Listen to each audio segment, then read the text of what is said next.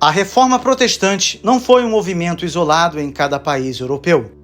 Ela foi, antes, um fenômeno interligado, onde ideias, conflitos e personagens atravessaram fronteiras e moldaram o destino de nações inteiras. Por isso, para compreender de forma profunda o que aconteceu na Inglaterra, com Henrique VIII, os sucessores Tudor e a formação do anglicanismo, como vimos no vídeo passado, é essencial olhar também para o que ocorreu mais ao norte, na Escócia. Este vídeo é um convite a entender a Reforma Escocesa, marcada por lutas intensas, mudanças radicais e uma figura central, John Knox. Ele não foi apenas um reformador local, mas um elo entre o calvinismo europeu e os movimentos protestantes das Ilhas Britânicas. Sua atuação não apenas transformou a Igreja da Escócia, mas influenciou diretamente os rumos da fé, da política e até da identidade nacional escocesa. E mais, como Inglaterra e Escócia estiveram em constante tensão e, ao mesmo tempo, em profunda interação política, seja por guerras, alianças ou dinastias em comum, o que aconteceu em um reino inevitavelmente repercutiu no outro. Portanto, ao estudar a Reforma Escocesa, lançamos luz sobre aspectos da Reforma Inglesa que, isoladamente, talvez não fossem compreendidos. Este episódio é mais do que uma história regional. É uma peça-chave no quebra-cabeça da reforma no mundo de língua inglesa. Ao norte da Inglaterra está a Escócia, uma terra marcada por tradições fortes, rivalidades antigas e uma fé em transformação. Por séculos, os escoceses mantiveram uma aliança estratégica com a França para resistir ao domínio inglês. Mas no século XVI, esse cenário começou a mudar. Parte da nobreza acreditava que havia chegado a hora de estreitar laços com a Inglaterra, abrindo uma nova página na história do país. Esse novo caminho teve um marco em 1502, quando o rei Jaime IV da Escócia se casou com Margarida Tudor, filha de Henrique VII da Inglaterra. Com isso, quando Henrique VIII subiu ao trono inglês, surgiu a esperança de que finalmente os dois reinos vivessem em paz. Henrique VIII chegou a propor o casamento de seu sobrinho Jaime V, filho de Jaime IV e Margarida, com Maria Tudor, que mais tarde ficaria conhecida como Blood Mary, Maria a Sanguinária. Mas Jaime V preferiu seguir a política tradicional escocesa, resistir aos ingleses e manter firme a aliança com a França. Por isso, casou-se com Maria de Guise, uma nobre francesa. Essa decisão colocou o rei da Escócia em rota de colisão com Henrique VIII, principalmente por causa das mudanças religiosas que estavam sacudindo a Europa. Enquanto Henrique VIII rompia com o Papa e promovia reformas na Inglaterra, Jaime mantinha firme sua fidelidade a Roma. Enquanto os reis decidiam os rumos da política, algo mais profundo estava acontecendo entre o povo escocês. As sementes da reforma já haviam sido lançadas muito tempo antes por meio das ideias dos lollardos e hussitas, que apesar das tentativas, nunca foram completamente arrancados da Escócia. Quando os escritos dos reformadores alemães começaram a circular, encontraram terreno fértil entre os escoceses que haviam estudado no exterior e voltavam com novas convicções. O parlamento reagiu com leis severas contra os livros protestantes e seus defensores. Em 1528, aconteceu o primeiro martírio protestante na Escócia. Mas em vez de silenciar o movimento, o sangue dos mártires só fez com que a mensagem se espalhasse ainda mais. Estudantes universitários e nobres, muitos dos quais estavam descontentes com o poder excessivo da coroa, tornaram-se grandes aliados do protestantismo. Quando Jaime V morreu, em 1542, deixou como herdeira sua filha recém-nascida, Maria Stuart. Com apenas uma semana de vida, a pequena rainha se tornou o centro de uma disputa política acirrada. Henrique VIII queria casá-la com seu filho Eduardo, unindo os dois tronos. Essa ideia agradava aos protestantes anglófilos, mas os católicos, fiéis à França, queriam enviar Maria para ser criada entre os franceses e se casar com um príncipe daquele país. Do lado católico, o grande líder era o cardeal David Beaton, arcebispo de Santo André, conhecido por perseguir protestantes. Ele foi o responsável por mandar à fogueira o pregador George Wishart, um gesto que incendiou ainda mais os ânimos. Em resposta, um grupo de protestantes armou uma conspiração. Em maio de 1546, tomaram o castelo de Santo André e assassinaram Beaton. O governo dividido não conseguiu reagir com firmeza. As tropas até tentaram retomar o castelo, mas sem sucesso. Assim, Santo André passou a ser visto como um símbolo de resistência protestante em toda a Escócia. Foi nesse cenário que surgiu John Knox, o grande nome da Reforma Escocesa. John Knox nasceu por volta de 1515. Ele estudou teologia e foi ordenado sacerdote antes de 1540. Pouco tempo depois, passou a ser tutor dos filhos de nobres simpatizantes do protestantismo e teve contato direto com George Wishart. Quando os protestantes tomaram o castelo de Santo André, Knox foi enviado para lá com os jovens sob sua responsabilidade. Sua intenção era viajar para a Alemanha e aprofundar seus estudos, mas os acontecimentos o alcançaram. Sem que quisesse, foi escolhido para ser o pregador da comunidade protestante e, a partir daí, se tornou o principal defensor da fé reformada na Escócia. Durante algum tempo, os protestantes conseguiram manter o controle do castelo graças às dificuldades enfrentadas por Inglaterra e França. Mas quando os franceses enviaram reforços, o governo escocês aproveitou para atacar com força. O castelo foi cercado e, ao fim, os defensores se renderam. Mesmo com garantias formais, Knox e outros foram condenados a servir como remadores nas galés francesas. Durante 19 meses, ele suportou as maiores privações. Foi a intervenção da Inglaterra, então sob o reinado protestante de Eduardo VI, que conseguiu libertá-lo. Knox passou a atuar como ministro em solo inglês. No entanto, com a morte de Eduardo e a ascensão de Maria Tudor ao trono, a perseguição aos protestantes voltou com força. Knox teve então que fugir para a Suíça, onde encontrou refúgio entre os grandes nomes da Reforma. Em Genebra, conviveu com Calvino e em Zurique com Bullinger, sucessor de Zwinglio. Mesmo no exílio, não se esqueceu de sua terra. Visitou a Escócia sempre que possível, encorajando os que haviam ficado para trás e preparando o terreno para a reforma definitiva que, em breve, transformaria toda a nação. Enquanto a reforma sacudia a Europa, a Escócia seguia seu próprio caminho político e religioso. A jovem Maria Stuart, ainda criança, foi enviada à França sob a proteção da poderosa família Guisa. Sua mãe, também da mesma linhagem, permaneceu na Escócia como regente do trono. Em abril de 1558, Maria casou-se com o Delfim francês, que pouco tempo depois foi coroado como Francisco II. Assim, aos 16 anos, Maria tornou-se rainha consorte da França e rainha titular da Escócia. Mas Maria queria mais. Quando Maria Tudor, conhecida como a Sanguinária, morreu em 1558, sua meia-irmã Isabel assumiu o trono da Inglaterra. Porém, os católicos afirmavam que Isabel era ilegítima. Nesse caso, o trono deveria ir para Maria Stuart, bisneta de Henrique VII. Sem hesitar, Maria assumiu o título de rainha da Inglaterra. Na Escócia, a situação era delicada. A regente fiel à França e ao catolicismo estava no poder. Isso levou os líderes protestantes a se unirem ainda mais. No fim de 1557, firmaram um pacto solene para promover e estabelecer a muito bendita Palavra de Deus e sua congregação. Assim, nasceram os Lordes da Congregação, que logo se aproximaram dos protestantes ingleses, reconhecendo que suas causas eram parecidas. A regente reagiu, intensificando a perseguição, mas os protestantes não recuaram. Em 1558, organizaram-se formalmente como igreja e pediram à Suíça o retorno de João Knox. Do exílio, Knox havia lançado um ataque direto às mulheres que governavam na Europa. Maria de Lorena, regente da Escócia, Maria Tudor, na Inglaterra, e Catarina de Médici, na França. Seu livro, O Primeiro Toque de Clarim contra o Regime Monstruoso das Mulheres, não poderia ter surgido em pior hora. Quando começou a circular na Inglaterra, Maria Tudor já havia morrido e Isabel subido ao trono. Apesar de a obra ter sido direcionada a Maria Tudor, suas críticas antifemininas poderiam facilmente ser aplicadas a Isabel.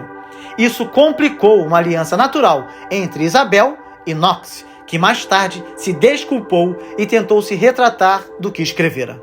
Enquanto isso, os protestantes escoceses enfrentavam sérias dificuldades. A regente chamou tropas francesas para esmagar os lordes da congregação.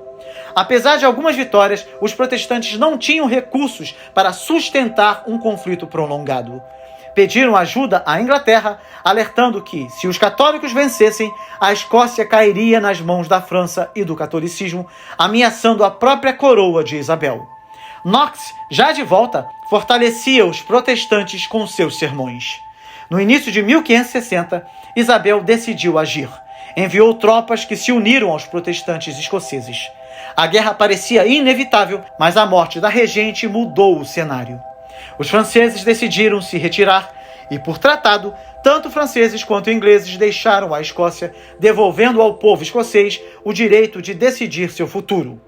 Com a vitória protestante, surgiram desentendimentos entre Knox e os nobres que haviam apoiado a reforma. Muitos desses lordes queriam se apropriar das terras da igreja, enquanto Knox e outros ministros defendiam que esses recursos fossem usados para criar um sistema de educação pública, ajudar os pobres e sustentar a nova igreja. Em meio a essas disputas, os nobres convidaram Maria Stuart a retornar à Escócia e assumir o trono herdado de seu pai. Recém-viúva do rei francês, Maria aceitou. Chegou em 1561. Nunca foi popular, mas no início seguiu os conselhos de seu meio-irmão Jaime Stuart, o Lorde de Moray, protestante influente, que a ajudou a manter uma convivência pacífica com os lordes reformados. Knox, porém, sempre acreditou que o confronto com Maria era inevitável. A rainha insistia em manter a missa em sua capela privada e ele não hesitou em denunciar a missa como idolatria e chamar Maria de Nova Jezabel. Os encontros entre esses dois foram intensos e cada vez mais tensos. Ainda assim, os lordes preferiam manter a paz e garantir sua liberdade religiosa do que seguir o extremismo do pregador. Enquanto isso, Knox e seus aliados trabalhavam para estruturar a nova igreja escocesa, adotando um modelo semelhante ao presbiterianismo. Em cada comunidade, os próprios membros elegiam anciãos e ministros que só podiam ser consagrados após avaliação dos outros pastores. 3 obras se tornaram a base dessa nova igreja: o Livro de Disciplina, o Livro da Ordem Comum e a Confissão Escocesa. O destino de Maria Stuart, porém, foi selado por sua ambição. Sonhando com o trono inglês, casou-se com seu primo Henrique Stuart, Lord Darnley, que também tinha direitos à sucessão. Moray, contrário à união, que fazia parte de um plano com a Espanha para restaurar o catolicismo, rebelou-se. Maria chamou o Lord Bothwell, habilidoso militar, que derrotou Moray e o forçou ao exílio. Ela então declarou que logo tomaria o trono de Londres. Mas a perda do apoio de Moray levou Maria à ruína. Desgostosa com Darnley, expressou seu desejo de afastá-lo. Pouco depois, ele foi assassinado. Bothwell, suspeito principal, foi absolvido em um julgamento sem testemunhas de acusação. 3 meses depois, Maria casou-se com ele. Os lordes escoceses, que odiavam Bothwell, se revoltaram. Quando Maria tentou conter a rebelião, suas tropas se recusaram a defendê-la. Capturada, os nobres a confrontaram com provas de seu envolvimento na morte de Darnley. Pressionada, abdicou em favor de seu filho de 1 ano, Jaime VI. Moray voltou do exílio para assumir a regência. Maria ainda tentou recuperar o trono com um novo exército, mas foi derrotada por Moray e fugiu para a Inglaterra, buscando a proteção da prima que tanto desprezava, Isabel. A história de seu cativeiro foi romantizada, transformando-a em mártir diante da cruel Isabel. Na verdade, a rainha inglesa a tratou melhor do que o esperado, considerando que Maria a havia acusado de bastarda por anos. Apesar de confinada, Maria manteve seu dote, uma comitiva de 30 servos e o tratamento digno de uma rainha. Mas continuava conspirando, sempre tentando tomar o trono inglês. As conspirações, quase todas com o apoio da Espanha, envolviam o assassinato de Isabel e uma invasão católica. Quando a terceira conspiração foi descoberta, com provas irrefutáveis, Maria foi julgada e condenada à morte. Isabel ainda hesitou por 3 meses antes de confirmar a sentença. Quando o momento chegou, Maria enfrentou o fim com dignidade real. Na Escócia, mesmo com a saída de Maria, os conflitos continuaram. Knox apoiava Murray com sua saúde enfraquecida, mas sofreu uma paralisia e teve que se afastar. Ao saber da sangrenta noite de São Bartolomeu na França, reuniu forças para voltar ao púlpito e advertir seus compatriotas. Se vacilassem, teriam o mesmo destino. Poucos dias depois, faleceu. Com o tempo, não restaram dúvidas. A Escócia tornara-se, de fato, um país reformado. Com a morte de John Knox em 1572, muitos pensaram que a chama da reforma na Escócia perderia o vigor. Afinal, o pregador inflamado havia sido a principal voz da fé reformada, desafiando corajosamente reis e rainhas, denunciando a idolatria e guiando o povo com convicção firme. Contudo, a história mostraria que o legado de Knox não terminaria com seu último sermão. Pelo contrário, sua influência cresceria ainda mais, agora sustentada por uma geração de líderes comprometidos com a causa da reforma e moldada por uma estrutura eclesiástica cada vez mais sólida. O principal nome a surgir nesse novo cenário foi Andrew Melville, teólogo erudito, profundo conhecedor das Escrituras e homem de coragem inabalável. Ele desempenharia um papel crucial na consolidação do presbiterianismo como a forma definitiva de governo da Igreja Escocesa. Melville havia estudado na França, em Genebra e em outros centros do saber reformado e retornou à Escócia com uma visão clara. A Igreja não deveria estar sujeita à autoridade do rei, mas apenas à de Cristo. Enquanto isso, o jovem rei Jaime VI, filho de Maria Stuart e neto de Henrique VII da Inglaterra, havia subido ao trono escocês com apenas 1 ano de idade após a abdicação forçada de sua mãe. Durante sua menoridade, o reino foi governado por regentes, muitos deles inclinados ao protestantismo. Isso permitiu que a reforma continuasse a se fortalecer com o apoio do parlamento, que em 1560 já havia declarado a Confissão Escocesa como base doutrinária do país. Entretanto, quando Jaime atingiu a maioridade e começou a exercer autoridade plena, surgiram tensões sérias entre a coroa e a Igreja. O rei, educado no contexto protestante, admirava os princípios da reforma, mas também desejava controlar a Igreja, o que o presbiterianismo se recusava terminantemente a aceitar. A máxima de Melville era clara e ousada. Há 2 reis e 2 reinos na Escócia. Há o rei Jaime, chefe do reino, e há Jesus Cristo, chefe da Igreja, cujo súdito Jaime é, e de quem não é senhor. Essa afirmação feita diretamente ao rei demonstra o grau de independência que os líderes reformados estavam dispostos a manter. Melville chegou a ser preso por causa de sua firmeza, mas o princípio que ele defendeu ecoaria por séculos: a separação entre igreja e Estado, com a igreja livre para seguir apenas as Escrituras. Ao longo das últimas décadas do século XVI, o presbiterianismo tornou-se a forma dominante de governo eclesiástico na Escócia. As paróquias elegiam seus anciãos, os ministros eram examinados e ordenados por conselhos regionais e os sínodos garantiam a unidade doutrinária e disciplinar. Os livros que Knox ajudara a escrever, o Livro da Ordem Comum, a Confissão Escocesa e o primeiro livro de disciplina, continuaram a ser pilares da vida eclesiástica, agora enriquecidos por novas propostas eclesiásticas lideradas por Melville. O século XVII traria novos desafios, especialmente quando Jaime VI herdou o trono inglês em 1603 e se tornou Jaime I da Inglaterra. Em sua nova posição, ele intensificou o desejo de impor uma forma episcopal de governo, com bispos nomeados pelo rei, o que gerou resistência feroz dos escoceses. A tensão entre presbiterianismo e episcopalismo daria origem a conflitos graves, como a assinatura do Pacto Nacional em 1638, quando a nação se uniu contra as imposições do rei, reafirmando sua fidelidade ao presbiterianismo e à liberdade da Igreja. Mesmo enfrentando perseguições, pressões políticas e tentativas de dominação externa, a reforma escocesa não apenas sobreviveu, ela se enraizou profundamente na identidade nacional.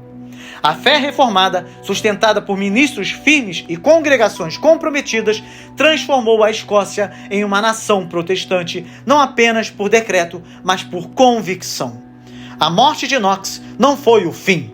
Foi o início de uma nova etapa, onde a chama que ele acendera se espalhou de forma mais ampla, iluminando o caminho da liberdade religiosa e do compromisso com as Escrituras. Sua coragem plantou sementes que floresceram em toda a Escócia, e ainda hoje sua voz parece ecoar em cada púlpito fiel ao Evangelho reformado. Se você gostou do vídeo e deseja aprender a Bíblia e a história do cristianismo com profundidade, essa é a sua oportunidade. Através de nossos cursos, você vai caminhar pelas 4 principais áreas do conhecimento: a teologia, a história, a filosofia e a política, tendo acesso a tudo o que você precisa para desenvolver uma vida intelectual sólida, pagando muito pouco por isso. Não perca essa oportunidade de adquirir os nossos cursos com 70% de desconto. São 7 cursos com quase 500 aulas e com 16 e-books interativos já disponíveis. Ao adquirir qualquer um de nossos cursos, você garante acesso vitalício, podendo estudar no seu ritmo e revisitar o conteúdo sempre que precisar. Mais do que um investimento pessoal, esse conhecimento abençoará toda a sua casa, trazendo clareza, edificação e crescimento espiritual para você e sua família. Aprofunde-se na palavra, prepare-se para ensinar, fortaleça a sua fé. Garanta agora mesmo seu acesso exclusivo, tá bom? Chegamos ao final de mais um vídeo. Dê o seu like e compartilhe esse vídeo para que outras pessoas possam conhecer o canal e estudar a Bíblia e a história do cristianismo aqui conosco. Uma exclusividade aqui do canal A Bíblia Toda. Que Deus te abençoe muito e até o próximo vídeo com a graça de Deus.